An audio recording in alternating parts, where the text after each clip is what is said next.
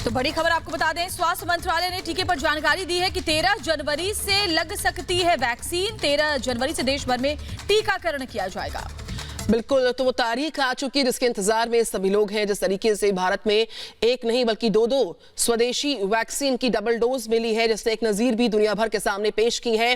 वो तारीख अब आ चुकी है कि 13 जनवरी से जो टीकाकरण की जो पूरी प्रक्रिया है, जो पूरा प्रोसीजर है, उसका आगाज हो जाएगा। स्वास्थ्य मंत्रालय का टीकाकरण को लेकर, उसकी तारीख को लेकर एक बयान सामने आया कि 13 जनवरी से देश भर में टीकाकरण हो सकता है।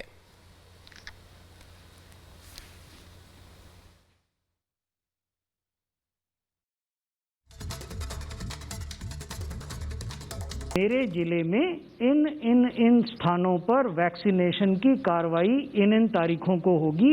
एक वैक्सीनेशन सेशन में 100 लोग आएंगे या 200 लोग आएंगे, एज द केस में भी। तो सेशन एलोकेशन की जो पूरी प्रक्रिया है वो भी डिजिटली होगी। बेनिफिशियरी को वैक्सीनेशन हुआ ये भी डिजिटली कैप्चर किया जाएगा और उसको अगला डोज लेने के लिए कब आना है ये इंफॉर्मेशन भी उसको डिजिटली दी जाएगी।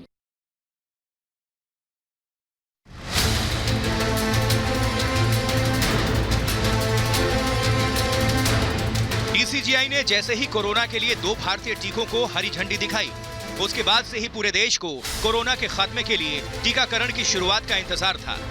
और अब लगता है कि देश का इंतजार मात्र कुछ दिनों में ही खत्म होने वाला है, क्योंकि सरकार देश में सबसे बड़े टीकाकरण अभियान की तैयारियों को आखिरी रूप दे रही है। और इसके बाद शुरू होगा मानवता पर आई सबसे बड़ी विपदा के खात्मे की शुरुआत।